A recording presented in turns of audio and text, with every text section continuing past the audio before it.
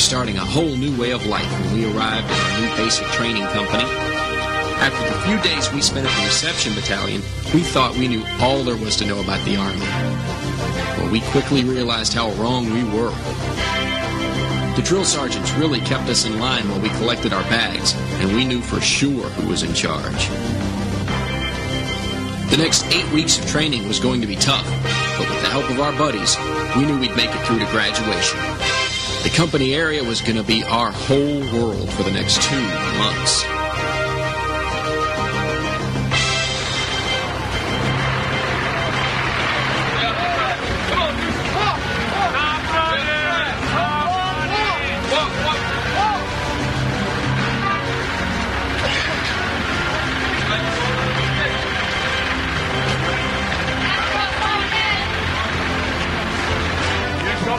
Go buy a drinking place, walk by. Right there in the trash can. Let's talk.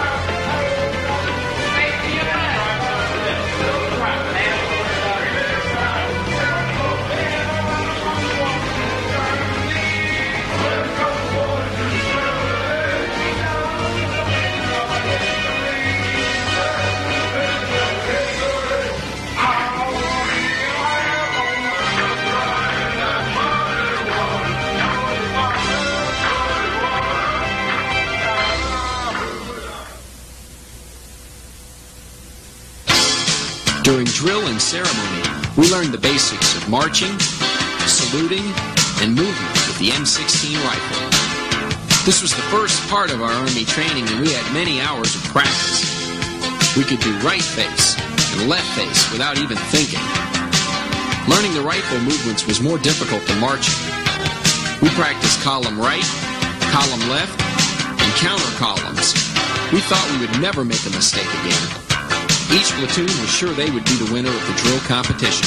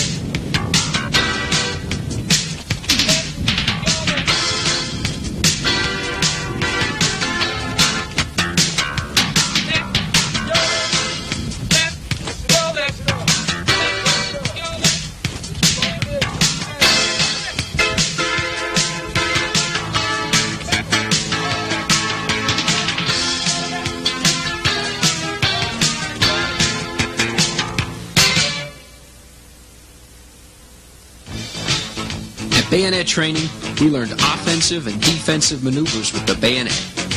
We had to think of the tire dummies as our enemy as we practiced our moves.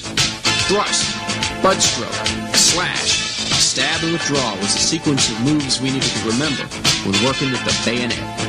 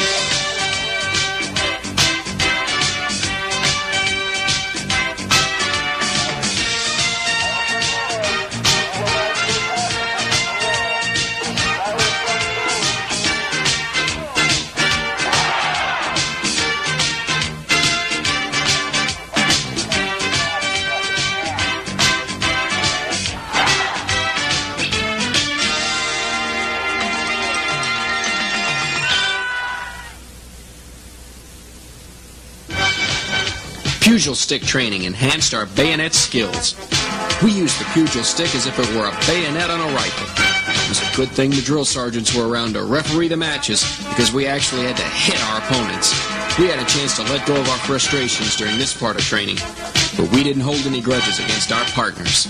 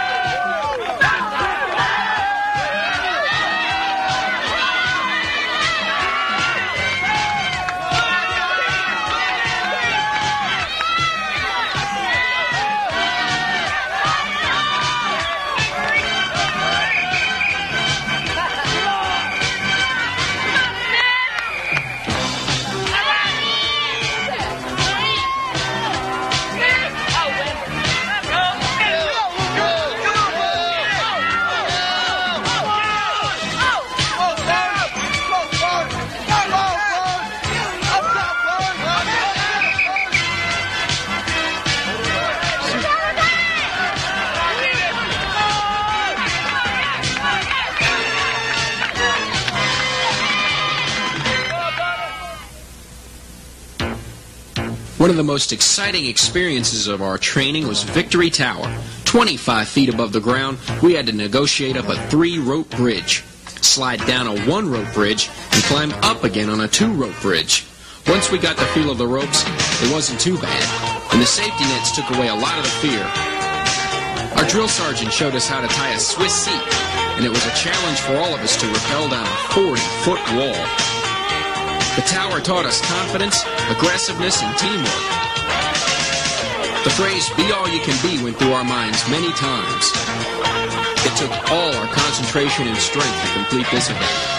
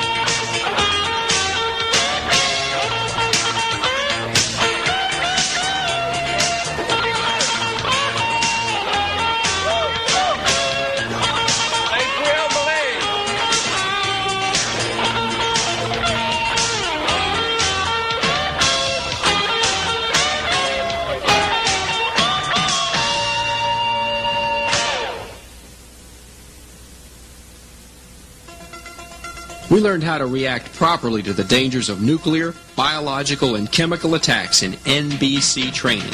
Putting on the M17A1 protective mask, entering the chamber, and feeling the effects of the CS gas made us aware of what a real attack could be like and how we would have to prepare for it. We only spent 2 minutes in the chamber, but it seemed much longer once the protective seals on the masks were broken.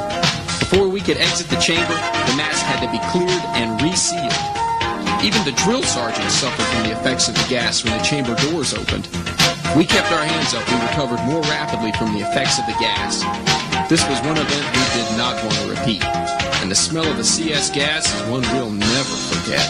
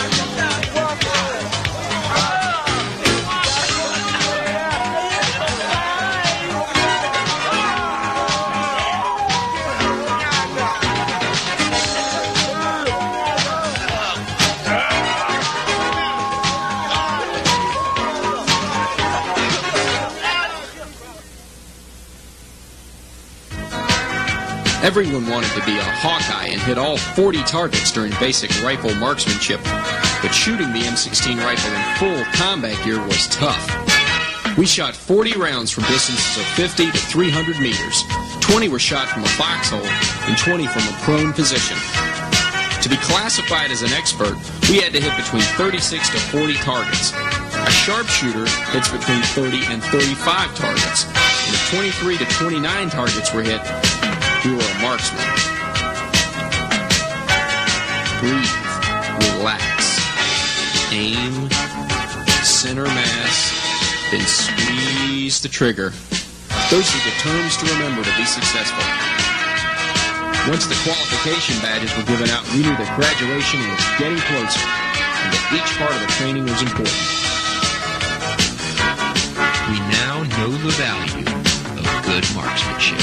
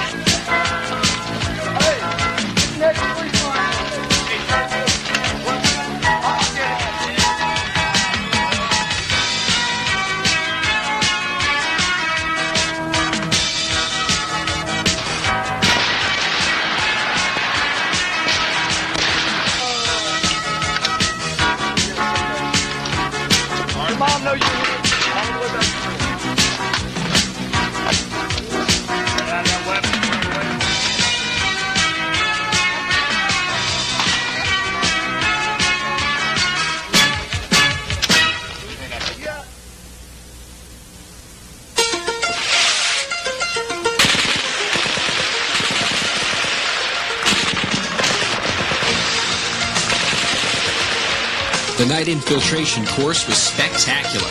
The mission was to maneuver the 200-meter obstacle course with live ammunition going off within 5 feet of us. Training at night was a new experience, and the overhead machine gun fire made us feel like we were in a combat situation.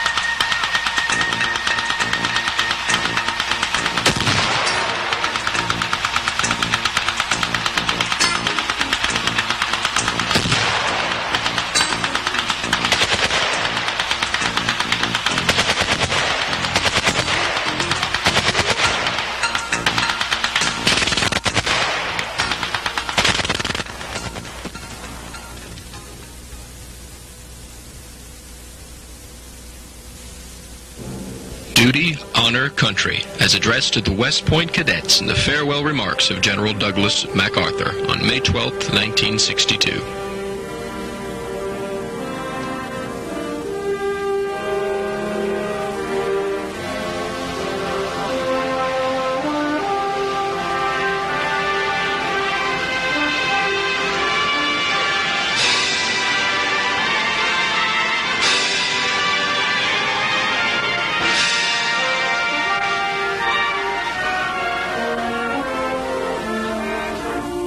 Duty, honor, country. A code of conduct and chivalry of those who guard this beloved land. An ideal so noble that it arouses a sense of pride, and yet humility. An expression of the ethics of the American man-at-arms.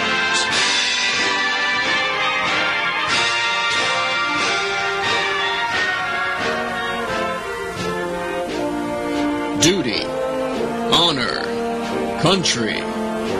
Those three words build courage when courage seems to fail. Regain faith when there seems to be little cause for faith. Create hope when hope seems forlorn. The American man-at-arms, above all other people, prays for peace. For he must suffer and bear the deepest wounds and scars of war.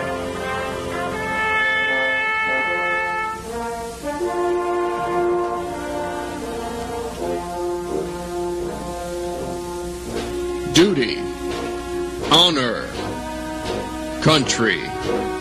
The unbelievers will say they are but words, a slogan or a flamboyant phrase. Every demagogue, every cynic, and every hypocrite will try to downgrade them to the extent of mockery and ridicule. The code which those words perpetuate embraces the highest moral law and will stand the test of any ethics or philosophies ever published for the uplift of mankind.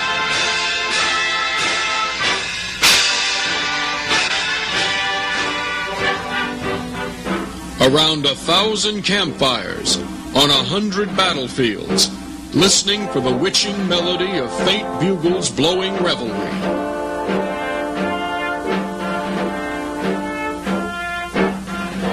Far-off drums beating the long roll. This is the story of the American man-at-arms. His name and fame are the birthright of every American citizen. In his youth and strength, his love and loyalty, he gave all that mortality can give. He has never failed us. Were he to do so, 1,000,000 ghosts in olive drab, in brown khaki, in blue and gray, would rise from their white crosses, thundering those magic words, duty, honor, country.